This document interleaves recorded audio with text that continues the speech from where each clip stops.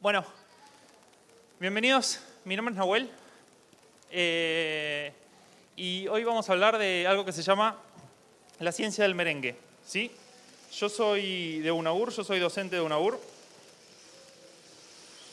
Y bueno, nada, tengo el experimento empezado para llegar bien a tiempo con las diapositivas. Perdí el control. Acá estamos. Bueno, les decía, hoy vamos a hablar sobre merengues.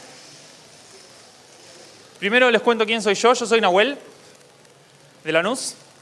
Encantado de conocerlos. Soy doctor en física, hice la licenciatura en UBA y el doctorado en UNSAM. Trabajo en el área de nuclear. A mí me gusta mucho cocinar.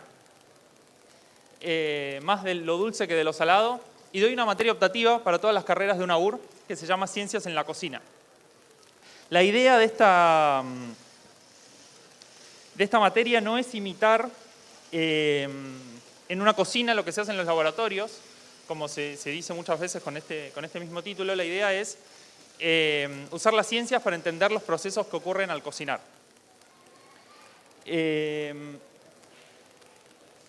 Entonces, bueno, hablemos de merengues. Hay muchos tipos de merengue. En general, cuando hablamos de merengues, en los libros suelen aparecer tres. ¿Sí? Que es el merengue francés, el suizo y el italiano. ¿Sí? En el merengue francés se baten claras con azúcar impalpable. En el suizo, eso se hace a baño María. Y en el italiano, que es el que estoy haciendo acá, se incorpora un almíbar caliente, ¿sí? Que para ahora está bastante bien. Ok. En cualquiera de estos tres merengues siempre se respeta una proporción que es de 2 partes de azúcar por 1 de claras. Y cuando uno hace estos merengues, cuando uno hace en particular el merengue italiano, ustedes van a ver que si es un almíbar, como dije, se mezcla azúcar con agua, pero... Uy, me olvidé el... Perdón, ¿eh? Sin este no iba a andar. Les decía, se mezcla azúcar con agua, pero si ven en los libros de recetas, no importa mucho qué cantidad de agua se le pone al azúcar. Y eso tiene una razón de ser. Cuando uno calienta un almíbar, la cantidad cuando ese almíbar supera los 100 grados, la concentración de azúcar que hay en esa cantidad de agua deja de depender de la cantidad de agua inicial que había, ¿sí? Si yo arranco con más agua, voy a terminar, voy a tardar más tiempo en llegar a una temperatura alta, pero si yo tengo un almíbar a 118 grados, siempre voy a tener la misma concentración de agua, que es más o menos lo que indica esta curva. Y ahora sí, para no pasarme, el famoso paso del merengue italiano es el siguiente, ¿sí? Se agrega el almíbar caliente. Yo acá tenía agua y azúcar arriba de los 115 grados, por eso estaba intentando apurarme. Y acá tengo claras adentro de la batidora, ¿sí? Y ahí terminé. Esta era la parte más crítica del experimento. Ahora ya me puedo relajar. Para que esto funcione, bueno, el almíbar tiene que estar entre 115 y 120 grados. A esta temperatura, como vimos antes, la concentración de azúcar va a ser del 85%. Y hay una cosa súper importante, que es donde uno tira el chorrito de almíbar. Si se tira sobre el bowl, normalmente se va a enfriar y no se va a incorporar totalmente. Si lo tiro sobre las aspas, lo va a golpear y va a terminar todo cubierto en el bowl, entonces tampoco se va a incorporar.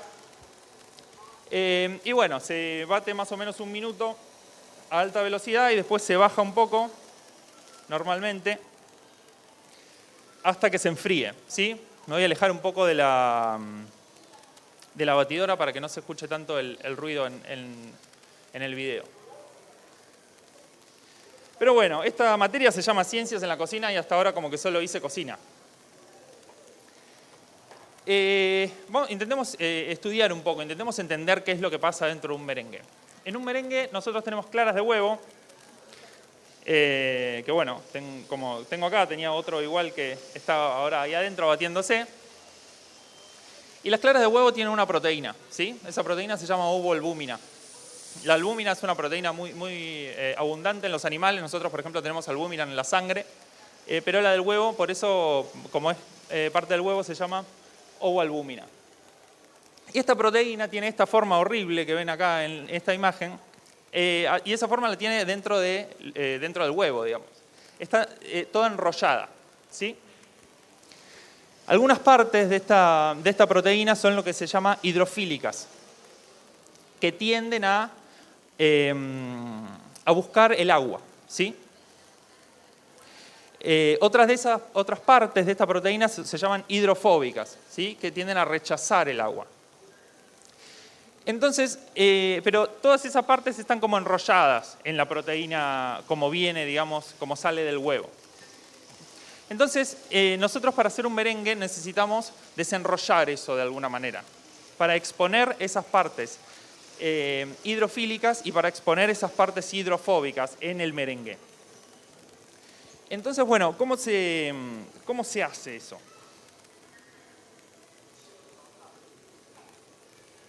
Bueno, hay varios factores que ayudan a que esa proteína se desenrolle y exponga su parte hidrofílica y su parte hidrofóbica. Por ejemplo, los ácidos ayudan a que se desenrolle el batido, el azúcar, el calor. Un ácido típico que se usa para hacer merengues es, yo iba a ponerle y me olvidé, pero se vende en cualquier cotillón, que se llama cremor tártaro. Sí que es un ácido que uno agrega y ayuda a este proceso. ¿Y qué pasa entonces cuando yo estoy batiendo e incorporo a mi merengue un globito de aire, ¿no? Si yo incorporo un globito de aire y yo les dije que esta proteína se desenrolle, que tiene partes hidrofílicas y hidrofóbicas, bueno, las partes estas hidrofóbicas, estas partes que rechazan el agua, van a tender a pegarse a la superficie del globito de aire que yo incorporé, ¿sí? Pero la otra punta de las proteínas, la parte hidrofílica, la parte que le gusta estar en contacto con el agua, se queda alrededor del globo, ¿sí? Se queda, fíjense, la parte hidrofílica inmersa en las claras que tienen alto porcentaje de agua y la parte hidrofóbica cubriendo la superficie del globo de aire. Entonces, bueno, se forma este tipo de estructura que es una estructura estable. ¿Y por qué decimos que es una estructura estable? Decimos que es una estructura estable porque se va a quedar ahí. Porque ese globito de aire que yo metí en las claras se va a quedar formando parte de las claras y formando un merengue. ¿Sí? Entonces uno podría preguntarse, bueno, si yo tengo aire dentro de un medio líquido, ¿por qué no flota? ¿Por qué no flota y se va? Bueno, sí, yo voy a tener empuje, que es lo que hace que las cosas floten esencialmente. Pero si prestan atención a esta imagen, para que esta burbuja salga a la superficie, las partes hidrofílicas, las partes que les gusta estar inmersas en agua, de estas proteínas deberían estar en contacto con el aire. Y dijimos que no les gusta estar en contacto con el aire, que les gusta estar inmersos en el agua. Entonces, bueno, lo máximo que va a poder subir una burbuja de estas es hasta la superficie de las claras, ¿sí? Si quisiera subir más arriba de eso, bueno, va a tener que enfrentarse con las fuerzas que dominan este tipo de comportamientos. Y otra cosa que uno puede preguntarse es, por ejemplo, ¿por qué no coalescen? Coalescer es una palabra extraña, pero se usa en este tipo de sistemas cuando yo tengo dos globitos, por ejemplo, y los aprieto y formo uno más grande. ¿Sí? Eso podría pasar. Pero bueno, de vuelta, si yo quisiera apretar estos dos globitos y formar uno más grande, voy a tener que estas partes hidrofílicas, estas partes que les gusta estar en contacto con el agua, se tienen que meter adentro de algo que tiene aire, ¿sí? Y eso, bueno, es desfavorable, eso en general no va a pasar. Bueno, acá se me borró el título. Para seguir hablando de merengues, tengo que introducir un concepto, ¿sí? Que es el concepto de viscosidad. Lo que entendemos por viscosidad es qué tanto le cuesta fluir a un fluido, ¿sí?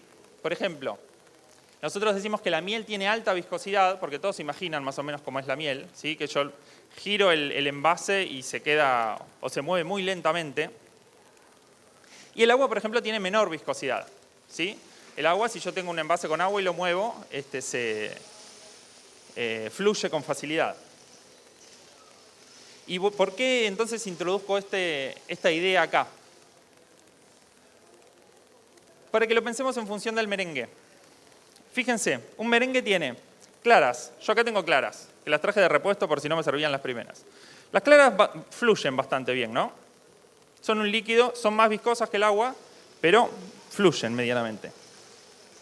Yo tengo almíbar acá. Este es un almíbar hecho con 2 partes de azúcar y una de agua. Y también fluye, ¿sí? Y tengo aire. Acá tengo aire. El aire también tiene cierta viscosidad. Pero la viscosidad del aire es muy baja, ¿no?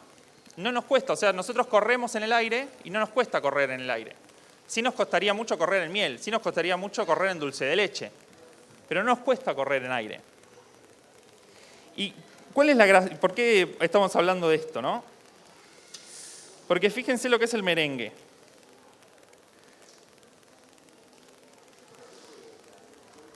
¿Fluye el merengue?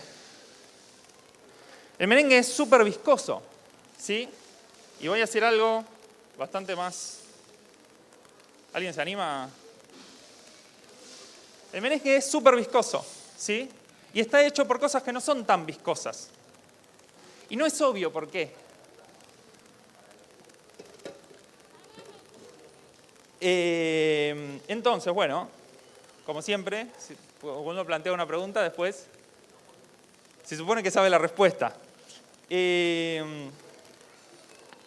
Ustedes piensen, estoy igual enamorado del merengue. Si ustedes miran un libro de cocina, tienen que sacar el pico y tienen que tener la forma del pico de un ganso, dicen los libros franceses de cocina, que es exactamente que lo hice medio sin mirar y funcionó.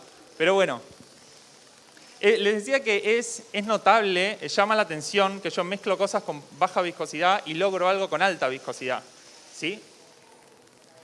Entonces, uno sabe con el merengue, yo se los iba a mostrar y la verdad que me olvidé, pero en el principio, cuando yo empecé a batir, las claras eran bastante líquidas, ¿sí? Eran poco viscosas. Y a medida que se fueron batiendo, bueno, se fueron transformando en esto. Igual no se lo mostré, pero digamos, es bastante creíble. Ahora, ¿por qué pasa eso? Bueno, yo podría intentar hacer o entender este gráfico. Este gráfico me muestra la viscosidad en función de lo que se llama la fracción de volumen de aire, que quiere decir cuánto aire le agregué yo a mis claras. Y uno ve que pasa esto, ¿sí? Que cuando se pasa de cierto número, la viscosidad se agranda muchísimo. ¿Y qué es lo que está pasando acá? Fíjense, si yo tengo poco aire, si yo tengo pocos globitos, cuando yo quiero, por ejemplo, agarrar una cucharada del merengue, si tengo pocos globitos de aire, esos globitos casi que no me afectan a la viscosidad. Esos globitos no se ven entre sí, no se tocan entre sí. Ahora, cuando yo los voy aumentando, cuando yo ya estoy, por ejemplo, cerca de esta región, bueno, ya esos globitos van a empezar a chocar uno con los otros, ¿sí? Y ustedes recuerden que nosotros vimos unas diapositivas atrás que los globitos de aire en un merengue no coalescen con facilidad, ¿sí? Si yo los quiero apretar, no forman fácilmente un globito más grande.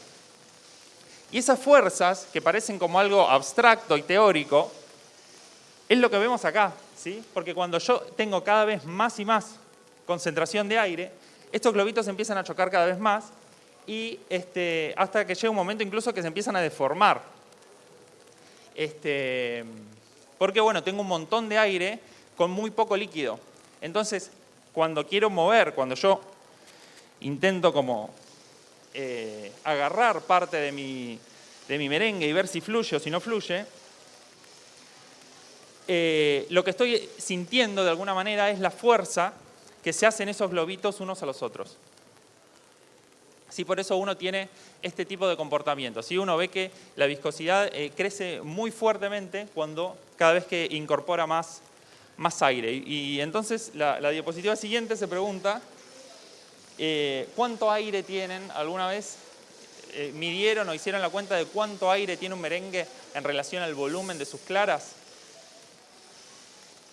Bueno, como siempre la respuesta está en la diapositiva siguiente. Más o menos tiene 5 veces más aire que claras un merengue. ¿Sí? Entonces, este dibujo que veíamos acá, que parecía como bastante exagerado, bueno, la verdad es que es bastante peor que ese dibujo. ¿Sí? Hay mucho más aire que claras. Y aún así eso es estable. Y esa es la razón un poco de que tenga las características que tiene, que sea tan viscoso. Entonces, ya para terminar, si alguna vez hicieron un merengue, probablemente la primera, la segunda y la tercera vez tuvieron bastantes problemas. ¿Qué cosas suelen pasar? ¿Por qué estos problemas se suelen dar cuando uno cocina? ¿Sí? Recuerden que nosotros hablamos de que estas proteínas tienen partes hidrofílicas y partes hidrofóbicas, y partes que quieren estar en contacto con el agua y partes que no. El problema es que las grasas, y en particular las grasas que están presentes en la yema, van a tender a ser atrapadas por esas partes hidrofóbicas, por las partes de las proteínas que no quieren estar en contacto con el agua, porque la grasa justamente no se mezcla con el agua. Entonces, si separaron mal, el típico problema es separar mal las claras de las yemas. Cualquier mínima cantidad de yemas hace que el merengue no crezca. Y, por ejemplo, si en el bowl les queda un poco de manteca, si les queda un poco de aceite, si les queda un poco de detergente, todas esas cosas van a afectar a la esencia del merengue, digamos, a la razón principal por la cual el merengue se forma. Otros problemas que pueden aparecer, por ejemplo, es si el almíbar se incorpora muy rápido, muy lento. Eso también, bueno, lo vimos unas diapositivas atrás. Y el tercer problema, que también es bastante común, que lo vemos en el curso, pero bueno, por razones de tiempo no lo pudimos discutir acá, es que si no se bate lo suficiente, los globitos de aire que quedan atrapados son de distintos tamaños. Y hay un proceso que es bastante complejo, pero que me indica que cuando yo no tengo todos esos globitos del mismo tamaño, van a empezar a evolucionar de tal manera de que los globitos más grandes crezcan. Y bueno, a medida que crezcan, los más chiquitos van a empezar a disminuir su población y el merengue empieza a chorrear, que es algo también muy típico del lemon pie, digamos. Pero bueno, si les interesa saber un poco más por eso, después, si quieren, me pueden consultar.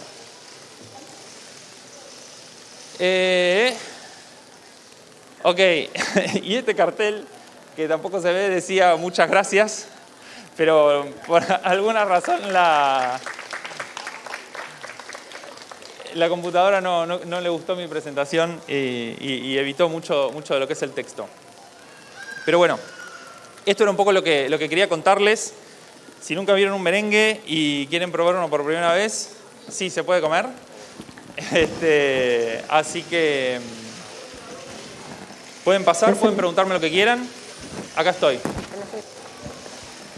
Eso, Nahuel, si querés abrimos un espacio de preguntas o de intercambios. ¿Alguien tiene alguna pregunta para hacer? Podemos pasar ahí alguna duda. ¿Todo muy claro? Por ahí.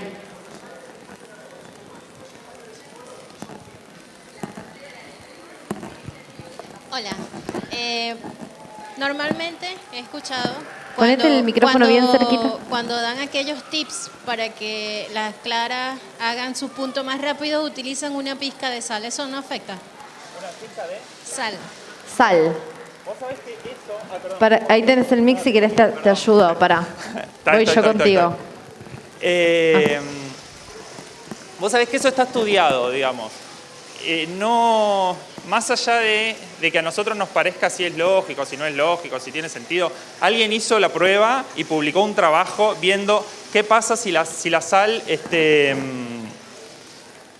favorece o perjudica el desarrollo del merengue. Y la verdad que la sal perjudica el desarrollo del merengue.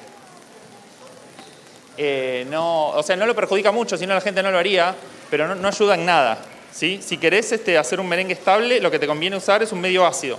Te conviene usar cremor tártaro. O ácido cítrico también se consigue en el cotillón. Eso se pone 1/8 de cucharadita por clara.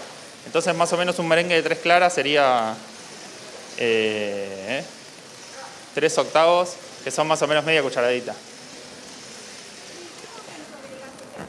Ahí, Al si querés. principio. Me preguntan en qué momento agrego el cremor tártaro. Ni bien comenzás el batido. Sí, yo no lo hice porque me olvidé. Se agrega al principio, sí. Quedó bastante bien para no prestarle atención. Pero sí. Igual la batidora ayuda un montón. ¿Sí? Yo, por ejemplo, alguna vez usé mixer tipo mini pimer y la quemé. No, porque digamos, realmente es muy viscoso y que una cosa tenga más watts no es gratis, digamos. Perdón. Las batidoras caras tienen más potencia, más watts y eso es por una buena razón, digamos. En particular cuando uno trabaja con cosas muy viscosas, eso hace falta. Nahuel, Sí. acércate bien el micrófono. Ok. No nos escuche. Pero sí, la batidora ayuda mucho y otra cosa que también hay que ver es asegurarse de seguir batiendo hasta que enfríe. Por ejemplo, si yo lo hubiera hecho en mi casa, lo hubiera seguido batiendo un poquito más. Porque debe estar, bueno, nos podemos fijar, pero debe estar a 30 y pico de grados. A ver. 32, 33... 33 grados, ¿sí? La última parte de la temperatura es la que más tarda en bajar. Y bueno, nada, en particular el almíbar, el almíbar pensalo como la miel, digamos. El almíbar se vuelve menos viscoso a medida que se va enfriando. Viste que la miel, si es dura, la calentás y se hace líquida. Bueno, lo mismo pasa con el almíbar. Entonces, esa viscosidad del almíbar también evita que los globitos de aire puedan escaparse con facilidad. Dudas, consultas, problemas existenciales. Espera, ¿te alcanza el micrófono? Bueno, ahí está. Bárbaro. No, que cuando la temperatura del almíbar baja, se vuelve más o menos viscoso. Ojo, cuando el almíbar baja su temperatura, se vuelve más viscoso. Pero no es el mismo que el gráfico que mostré yo. El gráfico que mostré yo es cuando lo calentás, ¿sí? Vos encendés y siempre lo tenés hirviendo. Pero cada vez lo tenés hirviendo a una temperatura más alta. Lo que pasa es que va perdiendo, o sea, ves que hierve porque va perdiendo agua, ¿sí? Entonces ahí no es tan fácil pensar qué es lo que está pasando, porque vos lo estás calentando, pero a la vez estás perdiendo agua, ¿sí? Que es distinto que si lo enfriás. Si lo enfriás, sí solamente se va a hacer más viscoso, ¿sí? Pero bueno, igual nada. Esto es almíbar, que tiene 2 de azúcar por 1 de agua, y es bastante, o sea, es más viscoso, pero digo, tampoco es súper viscoso. ¿Alguna otra pregunta? ¿Reflexión? ¿Algo?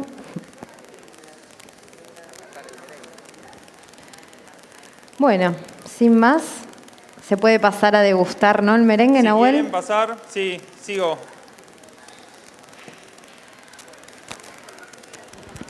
Bueno, quienes quieran pasar, Nahuel les va a compartir un poco de la receta del merengue. Agárratelo con la servilleta por las dudas si te ensucias. ¿Con esto terminamos?